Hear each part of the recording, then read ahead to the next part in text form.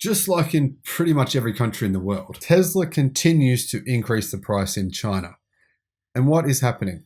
More and more competitors are coming to the Chinese car market. More and more electric vehicles are being sold in China. In fact, you might say the market is being swamped with electric vehicles from more than 30 different car brands. And instead of what the media predicted would happen, the exact opposite is in fact happening. Hello, my friends. Welcome to the channel.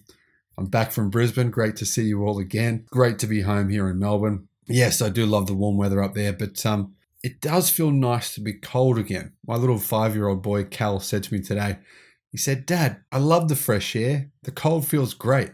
He must be like me. He likes the cold air. Now, I know you guys, you watchers of the channel in Canada, North America, cold places in Europe, you're probably thinking, shut up. It's not even remotely cold anywhere in Australia. Yeah, you'd be right. In comparison to where you're from, it's not cold at all. That's true. I agree on that 100%. So the media, right? They've come up with this narrative and they've repeated it. Not just the media, but all the naysayers, the people that say, the people on Seeking Alpha, right? The people writing these articles saying Tesla stock's going to crash. The people who don't like Tesla, the people on Inside EVs. There's a forum of people on there who seem to hate Tesla. I don't understand all this hate, but anyway, their argument, their central thesis is once there's huge amounts of competition from whoever it is, Legacy Auto, they claim, well, to be honest, I think Legacy Auto isn't all that scary in comparison to the Chinese EV makers, because the Chinese EV makers can actually make very, very compelling vehicles at very, very compelling prices and undercut Tesla. They're undercutting them right now. Tesla doesn't care. They just do what? Increase prices. If all this massive competition that's here now, clearly, I mean, look at the new energy vehicle market. Look at the electric vehicle market in China in March. It's up 140%. That's in spite of the market in China decreasing by 10%. The market's shrinking, right? Electric vehicle market has grown 140%. What does that tell you, right? People in China are saying, yeah, we don't want internal combustion engine vehicles. They are shit. They suck. Why would we buy old technology? Why would we buy an analog camera when we can have a digital one for a similar price? And guess what? Chinese automakers, believe it or not, are making some incredibly compelling EVs. You would think that all these compelling EVs that are flooding the market, right? All these compelling EVs would just choke Tesla's demand. When the exact opposite is happening. This shouldn't be happening according to the naysayers. According to the media, this should not be happening. According to all the people on these forums, according to The Electric, according to many, many places, sorry to point names out, but names should be pointed out, because if you're making these claims and they're proven to be wrong time and time again, at what point do you say, okay, I admit I was wrong? Only a sane person would do that. So what does that make you if you continue to make these claims and you continue to be proven wrong over and over and over? Well, I don't know what that makes you. You guys tell me in the comment section below what that makes someone if they continue to make claims over and over and over. They're proven to be wrong and they just ignore that and continue to make those claims. Realistically, the numbers in March for Tesla were kind of staggering when you consider the fact that they significantly raised prices again and again. And then in March, right? In March, they somehow built 65,814 EVs, even though the factory was shut down for about a week, right? So in 3 weeks, they built 65,814 cars, and they only exported 60. That is 0.1%.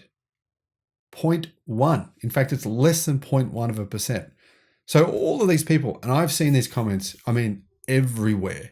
I have read them hundreds of times. I just skip over them now because it's ridiculous. Demand for Tesla in China, their biggest market, is stalling. Demand is falling. Clearly, demand is not there in China. Problems for Tesla. Well, I don't think that's true. Look at the wait lists in China. How many times do you people need to be told? Look at the resale values for Tesla in China. They're higher than the cost of Tesla vehicles. I mean, Tesla now are saying to people, you cannot sell your vehicle for more than 12 months, right?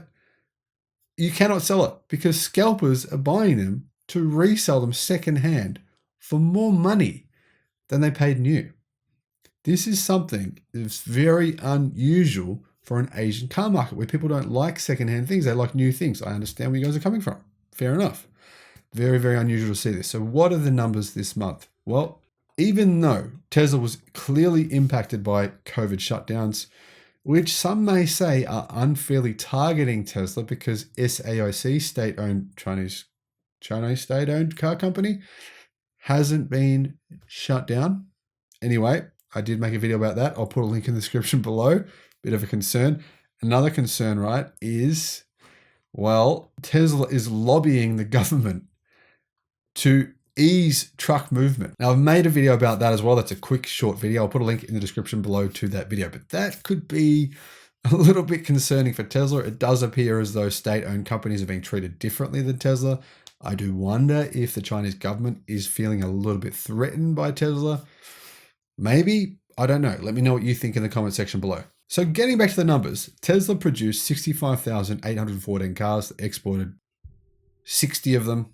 I mean, a completely inconsequential number. And let's have a look at last year. Well, last year in the same month, Tesla manufactured 35,478 vehicles. So it looks as though Tesla's run rate has more than doubled in the space of 12 months. I think we're going to see the same thing by this time next year. Hopefully this time next year, we know a real run rate, because obviously we don't know a real run rate because the factory was shut down for about a week, which makes these numbers absolutely insane, right?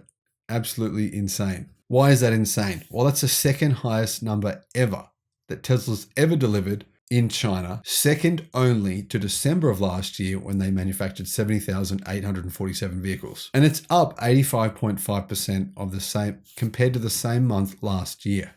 Now, for context, Tesla China did export 40,500 vehicles in January, and in February they exported 33,315. So to give you some facts on these factory shutdowns for Tesla in China. Shanghai, where Tesla's China factory is located, began a new COVID outbreak in early March, where Giga Shanghai was production shut down completely for March 16th and 17th. And then they went into a phased lockdown from March the 28th. Unfortunately, it hasn't regained production. So this is the longest shutdown the factory's had since they began production in late 2019. Now, interesting thing is here. Let's get back to this point. Tesla extended the expected time for Chinese consumers to get deliveries, and they raised prices twice in early March. Now, this was before the shutdowns.